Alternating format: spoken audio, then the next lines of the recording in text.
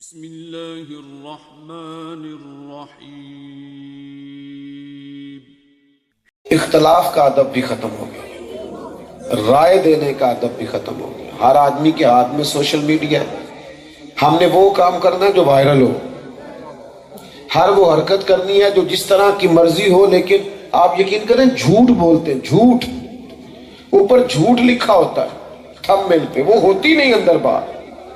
تو کیا اس قدر زیادہ ہم بے ادبی کریں گے کہ ہم سوچیں گے نہیں کس کے بارے میں کیا رہے ہیں، کیا کہہ رہے ہیں، ایسے ایسے غلیظ جملے بول دیں گے صرف چند ویوز لینے کے لیے۔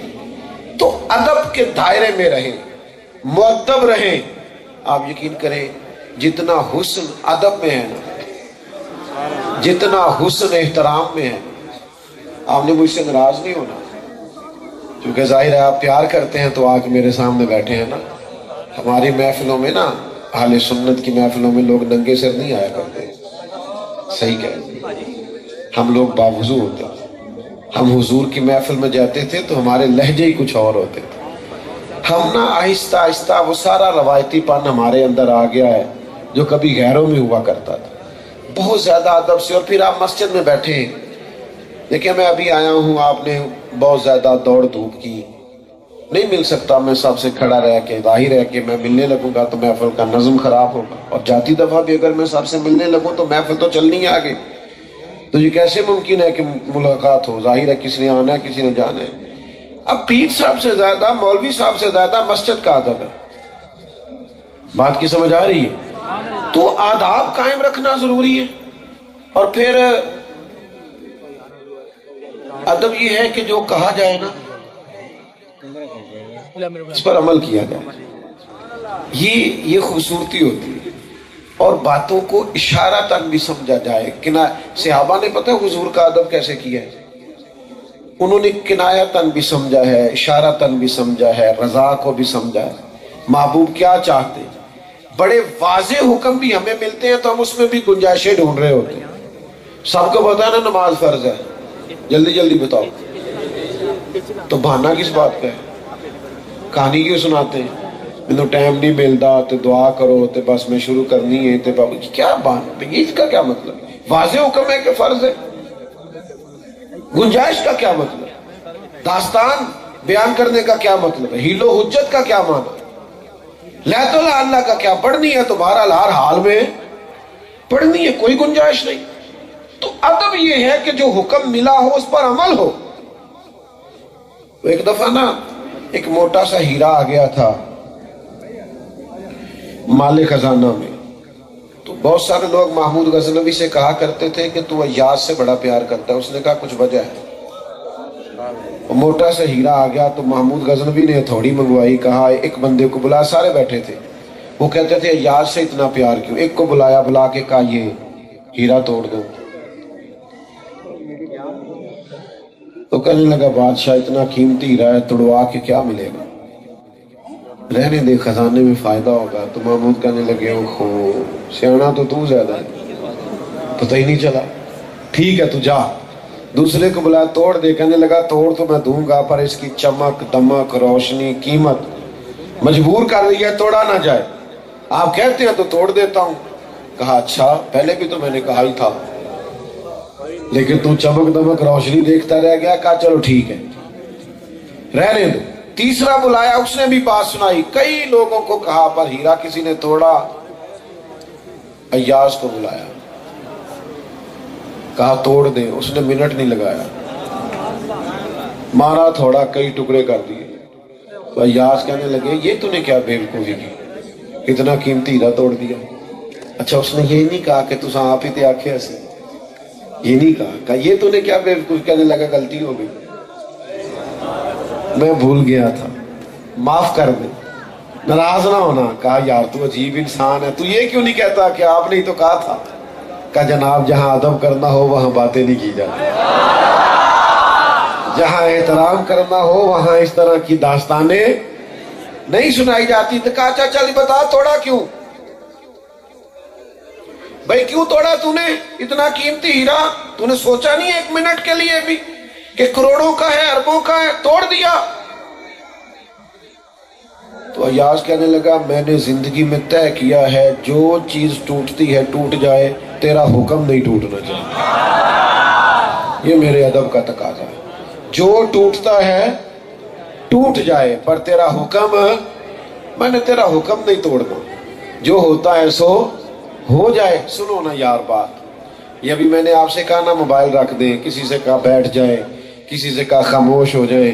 ہمارے نقیب محفل بھائی نے بھی کہا یہ کبھی کبھی محفل کی ترتیب لگانے کے لیے، دوستوں کو منظم کرنے کے لیے اس طرح کی باتیں کرنی پڑ جاتی ہیں. مولانا تشریف لائے، انہوں نے بھی کچھ کہا ہوگا، سمجھایا ہوگا. یہ باتوں کا تھوڑا بہت کہنا پڑتا ہے. حضور خطبہ جمعہ دے رہے تھے صلی اللہ تعالی علیہ وسلم، تو کچھ لوگ کھڑے ہو گئے. سرکار نے فرمایا بیٹھ جاؤ، نام نہیں لیا، بس بیٹھ جاؤ. ایک ابھی مسجد نبوی کے دروازے میں تھے، ان کے کانوں میں آواز آئی، وہ وہی بیٹھ گئے. ایک بنو غنم قبیلے میں ابھی وہاں تھے، وہاں کانوں میں آواز گئی بیٹھ جاؤ، تو وہ وہی. زبانی حال سے پوچھا جا رہا ہے کہ نہ تمہیں کہا، نہ تمہیں کہا، نہ تمہیں کہا. کہا تو فلاں کو تھا، تم بیٹھ گئے. کہا آپ نے نام تو نہیں نہ لیا. تے سانو قید سجن دا گہنا ہے، اور جینج رکھے ہیں سانج رہنا ہے. ہم نے نہ کبھی قطرے پہ غور کیا اور نہ دریا دیکھا، بس جہاں تیری جھلک دیکھی وہیں ڈوب گئے. ہمارے ادب کا تقاضا ہے، ادب کا. لوگ کہتے ہیں کہ تم لوگوں کو ادب ہی کراتے رہتے ہو، ہم تعلیمات پہ عمل کرنے کی بات کرتے ہیں. میں نے کہا ہم بھی تعلیمات، ہم سے زیادہ نہیں آپ تعلیمات بیان کر سکتے، لیکن جو ادب نہیں کرے گا وہ تعلیم پہ عمل کیسے کرے گا؟ ادب کرے گا تو تعلیم پہ عمل ہوگا نا. میں بس بات کو تھوڑی دیر میں ختم کرنے لگا ہوں. اب میں آپ سے یہ تو نہیں کہہ سکتا کہ آپ خاموش نہیں ہو رہے، میں نے بارہا عرض کیا ہے. تو اصل میں کچھ سارے لائیو ہوتے ہیں، ڈھیر سارے بندے تو لائیو ہوتے ہیں، اور جو لائیو ہوتے ہیں انہوں نے پھر ساتھ ساتھ کچھ نہ کچھ بیان بھی کرنا ہوتا ہے، تو تقریر میں ایک نئی تقریر شروع ہو جاتی ہے. تو اس لیے میں بس بات سمیٹ دوں گا. میں ویسے بھی اسی وعدے سے آیا تھا کہ میں تھوڑی دیر کے لیے حاضر رہوں گا آپ کے سامنے. تھوڑا مجھے موقع دیں ایک دو بات عرض کر سکوں. میرے عزیز، ادب جو ہوتا ہے نا، ادب، اس میں طاقت بڑی ہے، اس میں قوت ہے. اس نے کہا یار حد ہو گئی، وہ حکم دیتے ہیں تو وہ دوڑ پڑتے ہیں عمل کرنے کے. وہ یوں بیٹھے ہوتے ہیں جیسے سروں پہ پرندے بیٹھے، ذرا حرکت کی تو پرندہ اڑ جائے. عجیب ان کا ماحول ہے کہ حضور وضو کرتے ہیں تو وجود سے لگا ہوا پانی لینے کے لیے دوڑتے ہیں، اور جس کو پانی نہیں نہ ملتا، اور جس کو ملا ہوتا ہے اس کے ہاتھ سے اپنا ہاتھ مس کر لیتا ہے. چلو جنہ نے دل بر جاندی ڈٹھاؤ اکھیاں ہی تک لیاں، وہ پانی لے لیتا ہے. تو کہا جو قوم اپنے نبی سے اتنی وابستہ ہو وہ کبھی محبوب کے دین کا جھنڈا گرنے نہیں دے گی. میرے دوست، تعظیم کا مزاج پیدا کریں، ادب کا مزاج پیدا کریں. میں اختلاف کرتا ہوں، یہ ہمارے ہاں محافل میں جو کچھ ہوتا ہے نا، بعض اوقات وہ کوئی دوڑ کے ادھر جا رہا ہے، دوڑ کے ادھر آ رہا ہے، یہ کیا ہو رہا ہے؟ یہ نقابت ہو رہی ہے. پھر نعت خان صاحب آ رہے ہیں، کہتے ہیں میں جھوم رہا ہوں. بھئی آپ نہ جھومیں، آپ معنی خیز شعر پڑھیں، سننے والے انشاءاللہ جھوم جائیں گے. آپ کو ایسا غیر شرعی کام نہ کریں جس سے اندازہ ہو کہ آپ شریعت کے دائرے سے ہی معاذ اللہ نکل رہے ہیں، الا ماشاءاللہ. تو حضور کا ذکر پاک جو ہے یہ زیادہ ادب مانگتا ہے، ادب، تعظیم. ایسے بھی بعض لوگ کہتے ہیں جو کتاب میں لکھا تھا میں نے پڑھ کے سنا دیا. آپ ہر موقع پہ یہ کر سکتے ہیں، لیکن جب بات حضور کی ہو نا، پھر لفظوں کو غسل دینا پڑتا ہے، پھر جملوں کو وضو کرانا پڑتا ہے. کس حدیث میں لکھا ہے کہ حدیث لکھنے سے پہلے، کہاں حضور نے فرمایا کہ حدیث لکھنے سے پہلے 2 رکعت نماز پڑھو، خوشبو لگاؤ، لباس پہنو؟ کہاں لکھا ہے؟ کہاں حکم دیا ہے؟ لیکن امام بخاری نے جب بھی کوئی حدیث لکھی ہے پہلے 2 رکعت نماز پڑھی، خوشبو لگائی، لباس دھلا ہوا پہنا. بھائی جب تک آپ تعظیم نہیں کرتے، تعظیم وہ حضور کے ذکر پاک کے لیے جو آداب چاہیے. اعلیٰ حضرت بریلوی کے سامنے نا ایک صاحب شعر لکھ کے لے آئے، کہنے لگے یا رسول اللہ صلی اللہ علیہ وسلم، میں آپ کی یاد میں بہت روتا ہوں، تڑپتا ہوں، ساری رات نیند نہیں آتی. اس طرح کے شعر تھے. بہرحال حضرت فرمانے لگے باقی ساری رات نہیں سوتے آپ؟ کہنے لگے نہیں یہ تو شعر ہیں. تو فرمایا حضور کی بارگاہ میں جھوٹ بولتے ہیں؟ معاذ اللہ ثم معاذ. سرکار کے حضور سچ کہو، جو کیفیت ہے وہ کہو. اے پائے نظر ہوش میں آ، یہ کوہ نبی ہے. آنکھوں سے بھی چلنا یہاں بے ادبی ہے. تو آپ سرکار کے حضور جب حاضر ہوں گے تو کمال ادب سے، کمال احترام سے حرم کی زمین اور قدم رکھ کے چلنا. ارے سر کا موقع ہے ہو جانے والا. خوبصورت لب و لہجے میں، خوبصورت انداز میں دو بھائی اکٹھے بیٹھے ہوں، چھوٹا بھائی بڑا بھائی. چھوٹا جو ہے اس کی تعلیم بھی زیادہ ہے، پیسے بھی زیادہ کماتا ہے اور شہرت بھی زیادہ ہے. تو بڑے کی تعلیم بھی کوئی نہیں، پیسے بھی کوئی نہیں، شہرت بھی کوئی نہیں. لیکن دونوں اکٹھے بیٹھے ہوں تو ایک بندہ پوچھ لے تم میں سے بڑا کون ہے؟ تو تعلیم بتانی ہے کہ عمر؟ جلدی بتاؤ یار. پیسے بتانے ہیں کہ عمر؟ شہرت بتانی ہے کہ عمر؟ یہی ہوتا ہے. بھی بڑا کون ہے؟ وہ کہتا ہے کہ یہ میرے بھائی جان بڑے ہیں. بڑا خود بھی کہتا ہے کہ میں بڑا ہوں، یہ چھوٹا ہے. ایسے ہی ہوتا ہے نا، چاہے جتنا مرضی آگے نکل جائے. حضور علیہ السلام کے چچا ہیں جناب عباس. کسی نے پوچھا آپ بڑے ہیں کہ حضور؟ تو جو پوچھ رہا ہے پتہ اسے بھی ہے کہ نبی پاک امام الانبیاء سید الرسل ہے. اسے پتہ ہے کہ سرکار کا درجہ اور مقام کیا ہے. اس نے کہا آپ بڑے ہیں کہ حضور؟ تو یہ ہے حضور کی بارگاہ کا ادب. حضرت عباس چچا ہیں پر پھر بھی اس شخص سے فرمانے لگے کیا پوچھا؟ میں بڑا ہوں کہ حضور؟ پتہ تھا عمر پوچھ رہے. کہنے لگے یہ ذرا جواب دیکھنا. کہنے لگے بڑے تو حضور ہی ہیں، پیدا پہلے میں ہوا تھا. بڑے حضور ہی ہیں، پیدا پہلے. تو بھائی آداب کا میں بات سمیٹنے لگا ہوں. اپنے والدین کا ادب کبھی نہ چھوڑنا. یاروں کو فون کرتے ہو نا آج روٹی باہر کھانی ہے، کبھی کبھی ابا جی کو بھی کرو کہ ابا جی آج آپ نے میرے بغیر کھانا نہیں کھا. ایک دن فون کرو تو صحیح، اس دن انہیں دوائی نہیں کھانی پڑے. ایک دن فون کرو، ایک دن اماں کا ادب کرو کہ اماں جی آج میرے بغیر کھانا نہ کھانا. کرو تو صحیح یار. اپنے استاد صاحب کے پاس لے کے جاؤ نا تحفہ. اپنے شیخ کا ادب کرو، اپنے بڑے بھائی کا احترام کرو. آپ اکرام کرنا شروع کر دیں، سوسائٹی میں خوبصورتی پیدا ہونے لگے، ماحول میں حسن آنے لگے گا. علامہ اسماعیل حق کی روایت لائے ہیں. ایک شخص نے عرض کیا تھا کہ میں جو کام بھی کرتا ہوں میرے کام میں برکت نہیں ہوتی، نقصان ہو جاتا ہے. تو فرمایا تو کہیں سفید داڑھی والوں کو پشت کر کے تو نہیں چلتا؟ احترام کرو گے تو برکتیں آئیں گی، احترام کرو گے تو کرم ہوگا. ادب کریں، احترام کریں. آپ نے پتہ کیا کرنا ہے؟ میں نے بھی جانا ہے تو صرف رستہ بنانا، دوڑ دھوپ نہیں کرنی. پھر کوئی آئے تو پھر بھی حضور کی محفل احترام، اور اس کی ضد ہے بے ادبی. اللہ تعالیٰ نے قرآن مجید کے اندر نبی کریم علیہ السلام کا ادب بیان فرمایا ہے. یہ جو ادب ہوتا ہے نا یہ ہمیشہ خوبصورتی پیدا کرتا ہے، یہ ہمیشہ حسن پیدا کرتا ہے. ایک بہت مالدار آدمی بڑی مہنگی گاڑی پہ اپنے گاؤں آ رہا تھا اور بڑی ڈگری تھی اس کی، پی ایچ ڈی تھا، بہت بڑی تنخواہ لیتا تھا، بہت مہنگی گاڑی میں تھا. اچانک جب وہ اپنے گاؤں کی سڑک پہ پہنچا تو سامنے سے اسے سائیکل پہ آتا ہوا ایک اسکول ٹیچر نظر آیا. اس نے فٹافٹ گاڑی کو روکا، ہاتھ دیا اور کہا استاد جی پہچانا ہے؟ میں پرائمری میں آپ کے پاس پڑھتا تھا. استاد میٹرک پی ٹی سی ہے، شاگرد پی ایچ ڈی ہے. استاد سائیکل پہ ہے، شاگرد بڑی مہنگی گاڑی میں ہے.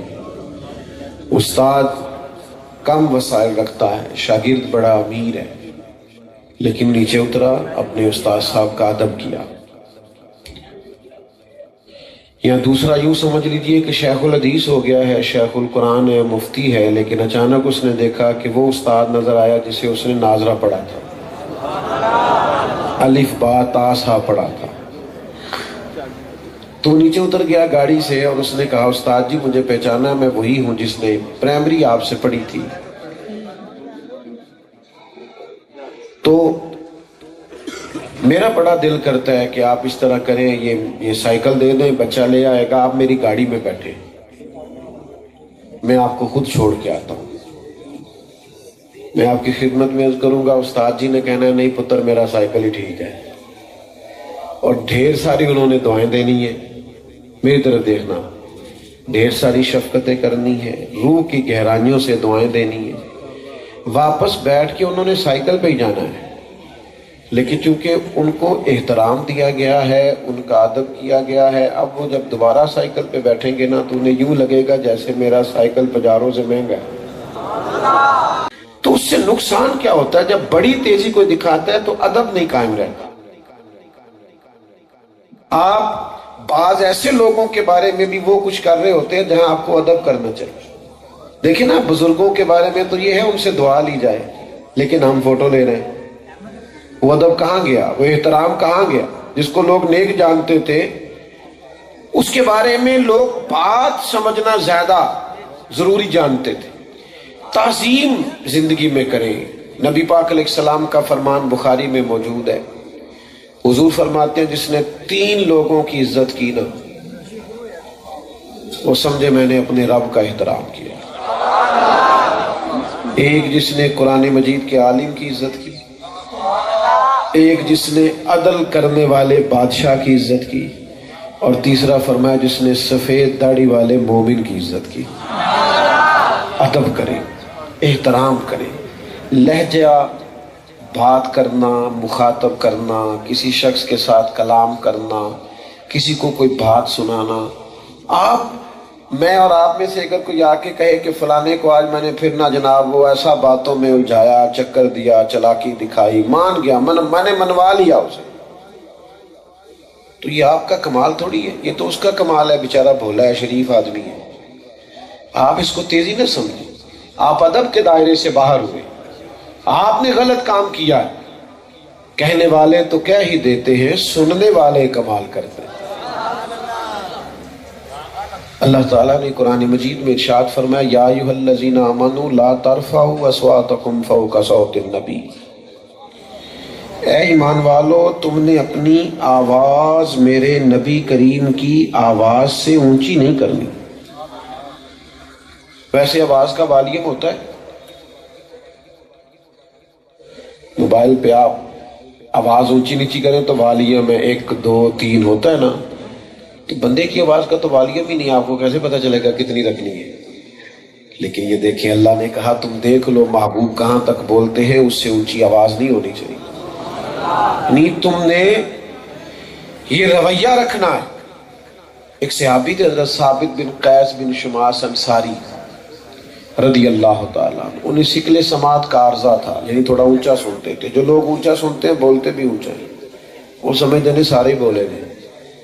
تھوڑا اونچا جو سنتا ہے وہ بولتا بھی ذرا اونچا ہے. تو حضرت ثابت بن قیس تھوڑا نا حضور کوئی بات کرتے تو اونچا بولتے، یا رسول اللہ سمجھ نہیں آئی. تو جب یہ آیت نازل ہوئی نا تو گھر اپنے آپ کو بند کر لیا، رونے لگے، کہنے لگے یہ تو میرے بارے میں آ گئی، میں ہی تو اونچا بولتا تھا. حضور علیہ السلام نے ان کے محلے کے صحابہ سے فرمایا ثابت نظر نہیں آتے. یا رسول اللہ بڑے پریشان ہیں. فرمایا بلا کے لاؤ نا. جب انہیں پیغام گیا نا کہ حضور نے بلایا ہے،